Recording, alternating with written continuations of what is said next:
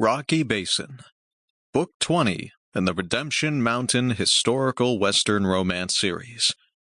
Written by Shirleen Davies. Narrated by Roberto Scarlato. Chapter 1. Splendor, Montana. Winter, 1873. Griffin MacKenzie pulled the collar of his thick wool coat up, before shoving his hat lower on his forehead. The snow whipped around him, slowing his pace, forcing him to seek shelter in the closest establishment. Even at 3 in the afternoon, the tinny piano and Finn saloon pounded through the bat-wing doors. Brushing snow from his coat, Griff took a quick look around, his gaze passing over a table of cowboys playing cards. A glint of recognition hit.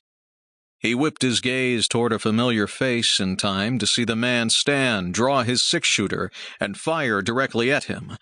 A whoosh of air passed within an inch of one ear. Old habits took over. Dropping to one knee, Griff shoved his coat aside, sliding his gun from the holster. To onlookers, it appeared he didn't aim before firing. They were wrong. Experience kicked in, his innate ability to aim and shoot simultaneously saving his life today, the same as in the past. His bullet hit true, blowing a hole in the man's chest.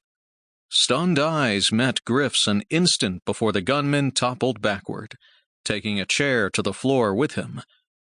Before he could stand, another man drew a six-shooter and fired, missing Griff by a good 2 feet.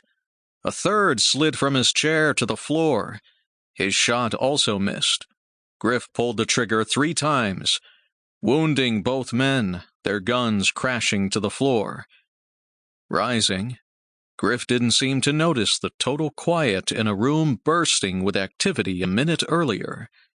Without holstering his gun, he walked past the 2 wounded men, stopping where the original shooter sprawled, arms flung to his sides, legs askew. His mouth twisted into a permanent grimace, eyes wide and vacant. Griff hadn't been wrong. Morty Gallant had found him.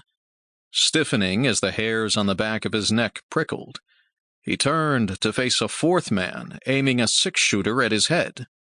A slow grin crossed Griff's face. "You got nothing to smile about, MacKenzie." "Shows how much you know, Purdy."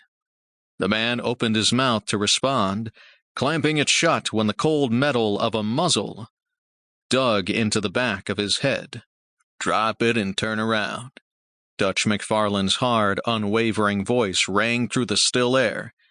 "Now." The deputy always showed enormous patience, until he didn't.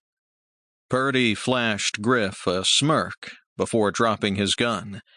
Keeping his arms raised, he turned to stare into resolute blue eyes, taking an involuntary step away.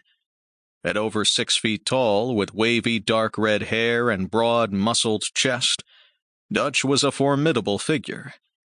Pulling handcuffs from a pocket, he tossed them at Griff. "You mind?" He looked at the bartender. "Get the undertaker." "Not at all." Locking the metal cuffs, he twisted them enough to get a growled curse from Purdy. One side of his mouth lifted in a grin. "He's all yours, Dutch." "You're not done yet. I need to write down your statement, or you can tell it to Gabe if he's at the jail."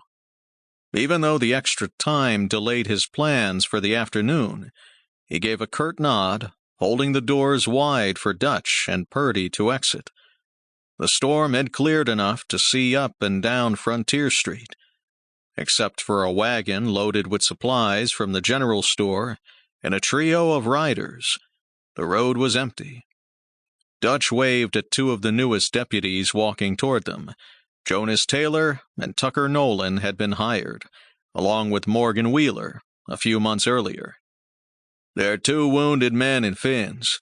Take them to jail, then get one of the doctors." Jonas flashed him a grin. "We'll get them, Dutch." Crossing to the jail, Griff threw the door open.